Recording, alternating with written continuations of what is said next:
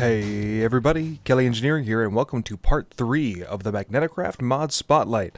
The reason why I'm doing this Mod Spotlight is because a surprise update just came out for MagnetiCraft, and part 2 I was lamenting the fact that this mod was discontinued, and so a lot of the things that were wrong with it probably weren't going to get fixed, such as the big combustion chamber, and as of right now, this still isn't completely fixed, but with the way that it's going, it very well could be working in the near future. I'm just very happy.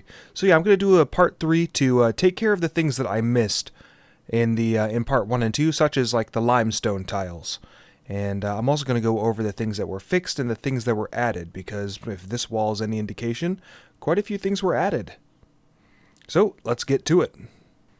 The first items that we're going to go over are not actually new to the 1.12 version of MagnetiCraft, but those are the Voltmeter, which are 6 pieces of gold, a piece of paper, piece of redstone, and a copper ingot. And yeah, we got the Voltmeter right here. And then we have the Thermometer. The Thermometer is 6 pieces of glass, 2 pieces of redstone, and an iron ingot. And we got the Thermometer right here. The Voltmeter is still a little buggy right now, but if you're holding it in your inventory and go to anywhere where there's electrical connectors, you'll see the little pop-up shows here. So this is showing the potential different. That's what a real voltmeter does. This is just showing the wattage, amperage, and voltage that's coming out of whatever an electrical connector is attached to. So yeah, I have all 5 here for these 5 thermopiles. This one right here for this electrical connector, and this here for an electrical connector. You can see that they're not lined up exactly the way that they should be. It could be a little confusing depending on the angle you're looking at it. Especially over here, when I first used the voltmeter, I thought that it was measuring this cable for some reason before realizing, oh no, it is the electrical connector. It's just showing a little bit to the left. So yeah, just make sure that you actually understand what the voltmeter is actually reading, but that is what the voltmeter is for. And yeah, over here, if this battery block, well, actually, you know what? Let's get a battery block and we can see this thing in action. Alright, I have a brand new battery block out here with the electrical connector. I haven't actually connected it with the copper coil yet because this is something that was added in the surprise update. And whenever you shift right click with your copper coil, you see that it's actually showing the cable attached to me. So it instead of just being a blank slate, you actually know where your electrical connector, where the first position is, with the help of the coil being connected to the player character. And then attach you. Awesome. We'll take out the voltmeter again, and you'll see that here is all of the potential difference between the 2 electrical connectors. Yeah, it's stabled out now. But while it is in the process of filling, this is what the voltmeter is showing you. So you can see any sort of loss or if there's anything wrong between your 2 connectors or what's trying to be filled. And that is the voltmeter. Next is a thermometer, and the thermometer is used for reading the temperature on your heat pipes. So all you do is just right click, and you see down at the bottom, it's kind of hard to see, and I'll zoom in on that. But when you right click, it actually shows the temperature of whatever pipe you're looking at. And this works for the insulated heat pipes or the standard heat pipes. If you try to if you try to look at anything else, it doesn't really work because it's not something that can carry heat. Or in the case of our block over here, heat is already shown inside the GUI, and there's no need for the thermometer to work on it. But since that isn't the case with the heat pipes, that's what you need the thermometer for.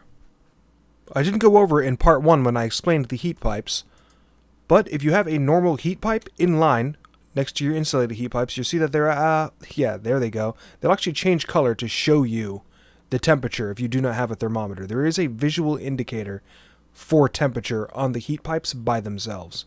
And yeah, that's a really cool feature. Also, another thing, if I also explained this in part 1, if you're in survival mode and you touch the regular heat pipes, you will get hurt, so be careful of that. More things that have changed since the surprise update came out are the hydraulic press. The hydraulic press, the sieve, and the grinder have had blue X's added to whatever can be used as an input, or for automation purposes, an input on each of these machines. So I said when I first built this thing that it was difficult to tell that this was actually an input for the device, and heck, down here wasn't even an input at all. So this was an added input to the grinder, and this has its blue X added to make it more obvious that it is an input. And like I said, that was added to make it a little bit more obvious on the machines, as well as the power inputs have actually changed as well, just to make sure that they're noticeable that they are indeed power inputs on each of these machines. Another awesome thing that has changed about the mod is I'm going to get rid of this inserter. Put down another conveyor belt. And the inserter is actually not really needed in most cases unless you want to have a more complete factory feel. So whenever you put something on a conveyor belt... Oh, it got stuck. Why did it get stuck? Oh, because it's going the wrong way. Yoip, yoip. There we go. So you put something on the conveyor belt, it will automatically insert into a chest now. This did not exist in the previous version, and it's just much handier for automation purposes. You don't have to make nearly as many inserter arms, because conveyors will automatically input into chests, and got wooden boxes as well. They'll also automatically input into boxes. So any sort of inventory the conveyor belt will recognize and automatically put the things in there. Another thing that changed, and is probably my second favorite change with the mod, other than the conveyor belts automatically inserting into inventories, is the solar tower has actually been changed so that the solar mirrors will change their orientation depending on their placement in the sky. When I built this thing in part 2, I wasn't really happy with the fact, or I made note of the fact, that these weren't changing their orientation, and they used to in previous versions of the mod. Well, that has been fixed, and they now actually change their orientation. And it looks just as cool as it did in the older versions. I love it. So another thing that changed about the solar tower is when the heat got too high, this thing would turn into lava. It would melt. That is no longer as much of a risk as it was in the previous versions. Now it's based on how many solar mirrors are actually surrounding the solar tower. So with these 8 that I have here, I don't really have to worry about it turning into flames anymore. But if you go full ham and you put like 30 solar mirrors around this thing, yes, absolutely, it will burst into flames. I also have the heat running off, and so this thing isn't really getting that hot. I'm going to break it anyway. You see that the solar mirrors return to their default orientation.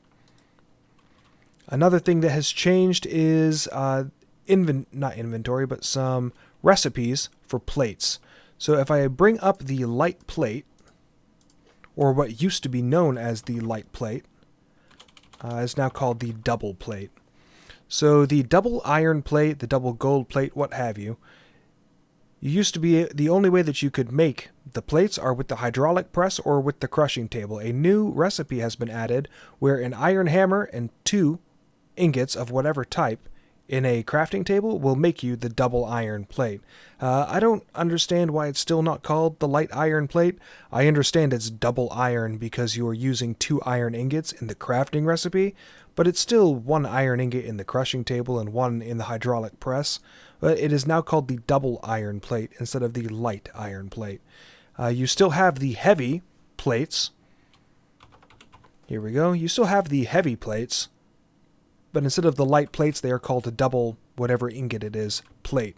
And now that that's done, we're going to move on to the new additions to the mod. Now, I said that we're going to get to the new additions, but I forgot that there's one new addition to the mod. So oil deposits were actually fixed. So I am at, what is my 7761, 75, or minus 7546, and you can see that I have oil sources. This is what they actually look like when they spawn in world. So I'm going to clear out a little bit of the area now. Yeah, you can see how big this oil deposit is. Yeah, it's absolutely massive. But the documentation in the manual was changed to reflect this. So if you look at the pump jack, the best thing that this What this used to say was to just go to multiples of 2560 on the X and Z axis, but now it's a little bit more specific to say X and Z 2560 and then travel 128 blocks south and 128 blocks east, and you will be at an oil deposit, as I am right now. So yeah, this is an oil deposit. You can put down your pump jack, you can put down multiple pump jacks obviously, and collect a lot of iron. This is more iron than I even remember being in previous versions. Well, I'm very happy with that, and you would need to set up multiple pump jacks in order to reach it all. But this is how the oil deposits are now. It takes place... Holy wow! How far does this go? This is insane. But yeah, the oil deposits have been... it's easier to find them now. Oh, and this is what limestone looks like for if you want to make the limestone tiles or the burnt limestone tiles. This is what the limestone looks like. You can find it at any any y-axis on in any biome. But that's what the limestone looks like. In any case, these are the oil deposits. You should have no problem finding oil anymore. It's literally everywhere. One of the first new things added in the surprise update are the pneumatic tubes. Now, the mod already had a way to transfer power with cabling. It obviously has the fluid pipes, but it didn't have a way to transfer items, and that's what the pneumatic tubes job is. It's made with two double copper plates and a piece of glass, and you get a pneumatic tube out of it. I'm going to take these two pneumatic tubes. You also have the restriction pneumatic tube, which is made with a pneumatic tube and a piece of iron. I'm going to take those as well. Got two of them. Now, the way the pneumatic tubes work is it's not as intuitive as you would think, because you need three different items. You need a relay, and a relay is made just like a 4 pieces of cobblestone, 3 pieces of wood planks, a double iron plate, and a piece of redstone. You'll get the relay. You also have the filter, which is the same recipe except an iron mesh, and the transposer, same recipe, but with a motor. So I got 3 of those right here. I'm going to take my wooden box, the filter, the transposer, and the relay. Now, the way that the relay works, I'm going to place down some pneumatic tubes, and then place the relay. So if you try to place the relay by itself, it's going to go to the orientation up, but that's not going to work because the pneumatic tubes will only attach... Whoops. Oh, I guess they will attach that way. Actually, let's test that out right now. Before recording this, I didn't actually test whether or not it'll work this way, but I am going to place the pneumatic tubes here. Yeah, you see that nothing is actually moving. It's inside the relay's inventory, but it's not actually moving to the wooden box. So, I'm going to place a wooden box right here, and place in the restriction. You see that the items are actually moving to the box. So the output for the relay is actually down here at the bottom where you see that little hole right there, and it will move through and into whatever inventory is on the other side. So let's break this, get my tubes back. You also have, it's kind of like the way that the quark piping works. So I'm going to place 2 inventories right here, and then pneumatic tubes, and place down the relay. If I drop items in here, I'm going to put in these 2 pneumatic tubes and watch them go. You'll see that... Oh, of course they didn't split for me. So it's going to take the path of least resistance and go into this wooden box. But I'm going to take these out, add 1 more pneumatic tube, and have them be equidistant. So there is exactly 1 block in between. I'm going to place those pneumatic tubes in here again, watch them go. And you see that they just split. So since there isn't a lesser area for it to go, it sees the same distance and it split where the output needs to go. So break these, get my pneumatic tubes back. And I'm going to instead place a... Where did my restriction go? There it is. Alright, so I am going to place down a restriction and then a wooden box. So no matter what, even though they are equidistant, I'm going to put in my restriction pneumatic tubes, watch them go. Oh, I did that wrong. So place down a transposer, place down a filter, watch them go. And you'll see that even though they're equidistant, they still only went to this wooden box. Now, if this wooden box was full, and I'll fill it up right now with, Yeah, whatever. We'll just fill it up with some stone. Alright, so I'm going to fill this up with stone, take out one, and yeah, we'll just take our transposers back.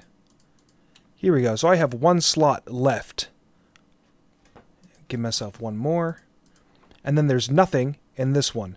So if I put it back in the relay, one stack of stone, another stack of stone, you'll see that the first one headed over here, and the first one recognized that there was no other space it could go to, and actually doubled back to the empty inventory. And that's what the restriction pneumatic tube is for. It doesn't need any redstone power or something. It just sees that this inventory was full, and it doubled on back. Now there is a... I noticed a bug during my testing with it, so I'm going to put this in the GitHub and report it to the mod author. But I'm going to put in these 3 stacks, watch them go. All 3 of them tried, but you see that it popped out. So if you try to have multiple things going before the wooden box, before the pneumatic tubes noticed that this box was full, it shot back the 3rd one, but the 2nd one just popped out. And you could lag out a server doing things this way. So you got to be a little careful, especially if you're not sure whether or not some overflow protection needs to exist for this restriction pneumatic tube, which is itself overflow protection. So yeah, it's just a bug with it. I'm going to report it, but that is how the pneumatic tube and the restriction pneumatic tube works. Now you also have the filter and you have the transposer. So the first thing that we're going to do is we're going to set down a wooden box. We're going to set down a pneumatic tube, the filter. Here we go. Another pneumatic tube, and where are you? Here it is, the relay. So I'm going to put in a pneumatic tube in this filter, and I'm going to try to push the stone through. You see the stone didn't actually go through because it recognizes that the filter has a pneumatic tube in there. If I put a pneumatic tube in, oh, that's a problem. So once something is actually in the relay and it knows that that stone is in the relay, it won't push it through because it doesn't see that there's anywhere it can push it through, and thus the pneumatic tube is stuck in here. So break it, put the relay down again, put in the pneumatic tube, and the pneumatic tube goes right through because of the filter. It's another bug, but I expect it to be updated. I'll report this as well, and that's how the filter works. Now you may not want the relay to be the only way that you can input items, because if you tried a wooden box and pneumatic tube, boop, boop, boop, and another wooden box, if you tried to put something in here, it's not going to happen. Nothing is actually telling the pneumatic tube to take out of this wooden box and transfer it over to this one. And that is what the transposer is for. So the transposer, you got to be careful because the orientation matters for this as well. You see, once I put the transposer there, the pneumatic tube immediately left through. So it recognized that there was something in this inventory that it could transfer. The transposer took it and shuttled it down the pneumatic tube. And that is how those blocks work. The next item that was added is the brick furnace, and the brick furnace is made with 7 pieces of brick, well, 7 brick blocks, and a double copper plate. And here's the brick furnace. Now, because the brick furnace was added, the electric furnace recipe has changed. The electric furnace recipe is now 3 copper ingots, 2 fine copper wires, and the brick furnace in order to make the electric furnace. They're functionally the same, it's just how they get their power is different. So the brick furnace, I'm going to go over here to my heat piping and attach it to the heat pipes, and you'll see that it is gaining heat. And once it has its heat, you can put in a piece of cobblestone or something that can go into any furnace, and it will start processing. It'll start acting like a normal furnace. And you're going to lose a little bit of heat per operation, but depending on how much heat you have going into the system, it's not really going to hurt you very much. It's just a furnace that you don't need to burn coal in order to get to use. But that is the brick furnace, and I cannot remember whether or not I showed the electric furnace in action in any of the previous parts. So yeah, we'll show that as well. We're going to attach you to the battery block. See that I have some power going in, and it operates much the same. You just put in something that can go into a furnace, and the electricity instead of the heat will take care of actually smelting things up for you. And that is the brick furnace and the electric furnace. So for this next part, what we're going to do is we're going to show all of these things in action. So I have pneumatic tubes, I have transposers, I have relays, and I have filters going in here. One thing I have not gone over yet, and it's one of the basic things about the mod, but still, I haven't gone over it, but it is limestone. So throughout your world generation at all Y levels, you have limestone able to be generated. So limestone, whenever you get it, it can be smelted down to make burnt limestone, or it can be crushed at a crushing table to make limestone cobble. So whenever you have these, and it makes an excellent decoration block, namely these limestone tiles. That's what we're going to make right now. So I'm going to give myself a bunch of limestone, and I'm also going to give myself some limestone cobble. I'm going to throw it all into this chest. Here we go. You can see that it's all leaving. And then it's going through. Oh yeah, see, there's it's getting stopped, and this is one of the glitches I was telling about that I need to work on. But my limestone and my limestone cobble is going in, and why didn't it go into this last one? We'll worry about that later. But it is making burnt limestone out of that, and it's going through. Ooh, that's a problem. Burnt limestone cobble should not have gone in there. So, there are some kinks to iron out. Just another thing that I need to report. But what I have going here are filters. And in this filter, I have burnt limestone. In this filter, I have burnt limestone cobble. And it's going through, and it's recognizing that these filters are in place, and it's sorting it accordingly, which is excellent. And this is just one use that you could use the filters for. When you are placing the filters, make sure you're placing them correctly. And I'm going to break this filter. Let's grab some burnt. I'm going to break this filter, and I'm going to place it like it's normal.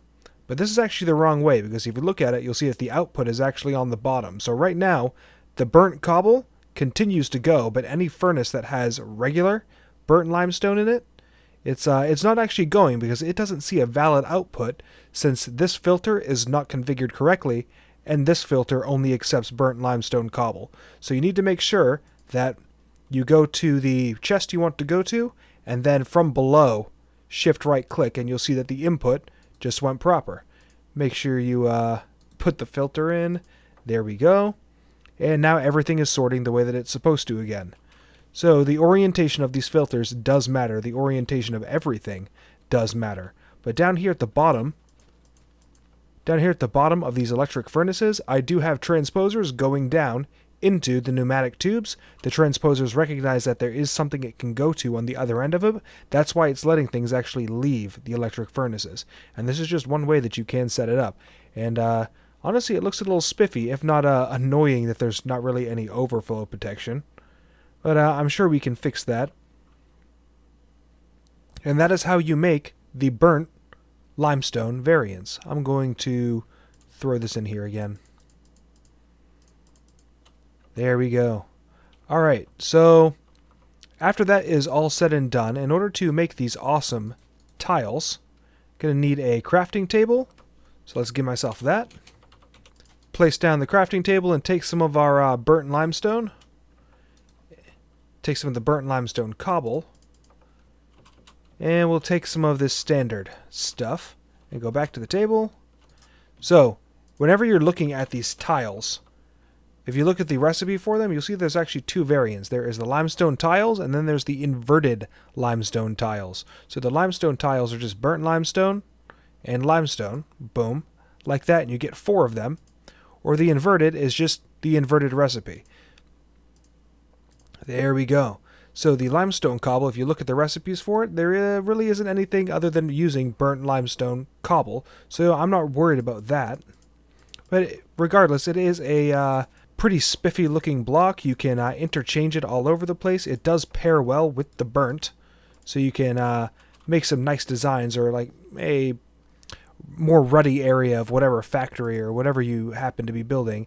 And then you have the limestone tiles, which, oh, they look good. The inverted limestone tiles, Oh, there is no difference. Oh, I used inverted for both of them. I messed up. Alright, limestone tiles, round 2. What is going on? Alright, I will report that as well because I am using the correct recipe, but it's all coming out as inverted. Huh. Okay, I will report that because there is a recipe conflict. Well, those are how you make the limestone tiles, the burnt limestone, and the burnt limestone cobble. Next item is the Fabricator, which is honestly a super cool block, and I love its simplicity. It's much easier to use than like the Ender IO crafting. So the Fabricator is made with an iron ingot, a copper ingot, piece of redstone, and a crafting table. So I'm going to take out these I'm going to take out iron ingots, double copper plates, and a machine block, and I'm going to place down the Fabricator. So you see the Fabricator doesn't require any sort of power. It's kind of like a extra utilities analog crafter, but all you have to do is put in the recipe you want, and it doesn't take the item. And copper plates and iron ingots. And you see that what that needs to be making is a thermopile. So this is red, showing that this is a valid recipe, but there's not actually any items to make the thermopile. So all I have to do is add in the items you want. The redness goes away because it recognizes that all items necessary to make the thermopile are there. And you have to do is click the center. It utilizes the items and gives you that thermopile. So if you have something that you use a lot of, then this is just an easy block to be like, oh shoot, I need more of whatever that block is. Come on over. All of the items are already in here, and just keep clicking until you have as many as you need. But that is how the Fabricator works. It's not really used for automation, but for convenience's sake, there are plenty of early game things that you can use the Fabricator for. And that is the Fabricator. And two last things about the Fabricator. The first is it is JEI integrated, so if you don't have a recipe in here, then you can click the recipe you want, put the plus sign, and it will move the recipe into the Fabricator for ease of use. Another thing I was completely unaware of until Kaut brought it to my attention in the original video, but if you place a chest or any sort of inventory next to the Fabricator and stock it with items, then the thermopile will actually check adjacent inventories, and it sees that there are items it can use to make whatever recipe's inside it, and you can make your items that way. So you don't have to manually put stuff into this inventory to make it work. So this absolutely can be automated with tricky use of transposers, filters, and pneumatic tubes. And yeah, that is an awesome feature that I was completely unaware of.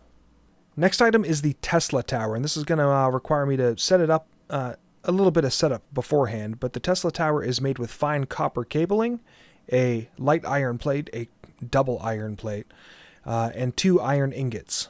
So the Tesla Tower, right here, it is a 3-block high, and this existed in previous versions, it just didn't exist in the 1.12 version. But when you place it, you see that it's 3 high, and you have to power it from the bottom. So once you actually have this thing powered, it will charge things in your inventory that take an electrical charge, and so long as you're within distance of the Tesla Tower. I'm going to set this up and show you how it works. So we're ready to show the demonstration, and I have this infinite energy right here. I'm going to place it on top of the Tesla Tower. If I could get a little bit closer to it. Here we go, top of the Tesla Tower. I'm going to give myself a medium battery. See that the medium battery isn't actually charging right now, which means the Tesla Tower isn't set up properly.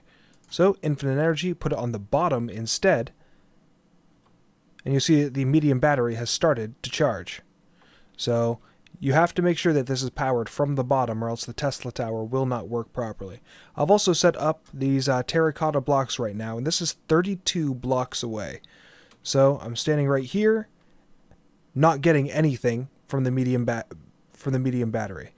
Once I get into that 32 block range, I start getting another charge again from the Tesla tower. So 32 blocks is the range, and that is a massive range from the Tesla tower in order to automatically charge things that require power in your inventory. And that is the Tesla tower. So I mentioned it when I was explaining the Tesla tower, but I've added thermal expansion to the pack, and I'm going to create a flux capacitor, but in the meantime I'll give myself a small battery. And you see that with anything with MagnetiCraft, it is going to charge when you're in range of the Tesla tower, but I'm also going to create myself a flux pack. So copper, lead, redstone, and sulfur. You see a basic flux pack, and you'll see that it is also starting to charge. The Tesla tower is by no means limited to things from MagnetiCraft. If it can take RF or if it can take a charge, it will when you're near the Tesla tower. So keep that in mind.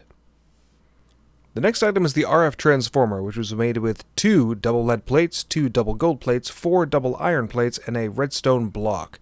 What the RF transformer does is it converts redstone flux from other mods into electrical power that MagnetiCraft can actually use. So over here, from thermal expansion and thermal dynamics, I have a magmatic dynamo. The magmatic dynamo, if I try to place an electric furnace next to it, you'll see that it's not actually receiving any sort of power. And even if I try to use one of the flux ducts, it's not even making the connection. It just doesn't see it there. So instead what I'm going to do is I'm going to place down the RF transformer, and you'll see that that connection is actually made to the RF transformer. At that point I can place down an electric furnace, and you'll see that it's starting to receive power. This works on all sides. It's receiving the power. And yeah, that's what an RF transformer does. It's a very handy block, especially if you want to convert power, or if a mod pack author has gated MagnetiCraft power behind something, then the RF transformer is how you get around that. So that is the RF transformer.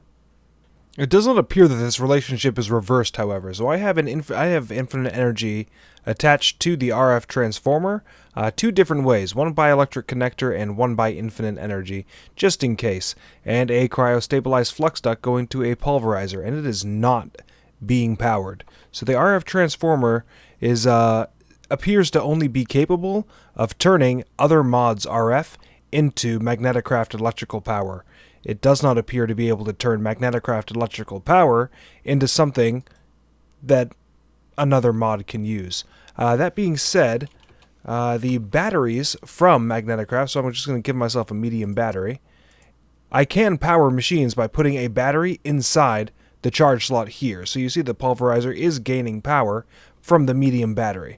So that is just another way that you can power the machine without actually going through any of the other normal steps. One last change that I forgot to go through is the way that the wind turbines work is actually changed. So the height matters now. So I have a 8 block high, well this is 7 block high, but now it is 8 blocks high for a wind turbine, which is the minimum amount needed for it to actually work. And we're going to wait and see how much voltage this is actually generating in the wind turbine.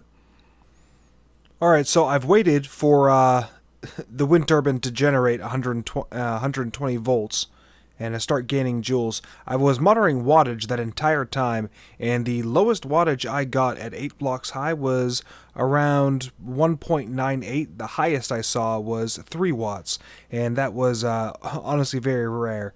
It hangs out anywhere between 2.6 to 2.9 more often than not. And yeah, that was, oh wow, I mentioned 3, but look how high it is now, 3.07. But yeah, it doesn't hang out there very often. It is going to be between the 2.5 and 2.9 when it is hanging out at 8 blocks high. But let's move over to 18 blocks high, place down a wind turbine, and we're going to do the same thing. I'm going to monitor the wattage being generated and take the average of that. You see that now that it is much higher, the voltage is going up a heck of a lot higher. And wattage is hanging steady around 3.31 right now. And then we're going to go over here, and this is 32 blocks high. Place down the wind turbine, and we'll monitor this as well. And it's already jumped up to 5 watts. 5.85, 6.30, wow. So yeah, this is definitely the better choice. You can see I'm already generating a voltage very quickly at 32 blocks high, and this is only going to increase the higher that you place the wind turbines. So yeah, this is hanging steady around 7.5 to 8 watts. And those are the changes to the wind turbines. So height actually matters for them now, and you can place them at varying heights. I'm going to take a screenshot of those. And those are the changes with the wind turbines. Now, before I close out this episode, I do want to say that the surprise update for MagnetiCraft is version 2.6.0. I am running 2.6.4 of MagnetiCraft. There were a couple of game-breaking things in 2.6.0, especially the Fabricator was added, but if you tried to place down the Fabricator, it would crash your game. Various bugs like that. So 2.6.4 does fix a lot of those bugs that has happened, and I am very much going to call this episode 2.6.4 of MagnetiCraft for the surprise update. But I am Kelly Engineering. I hope that you enjoyed the episode. And if there's anything else that I missed or anything else that you'd like me to go over with MagnetiCraft, by all means, put it in the comments and I will get working on it. I love making mod spotlights. Well, I am Kelly Engineering. I'll see you in the next one. Bye-bye.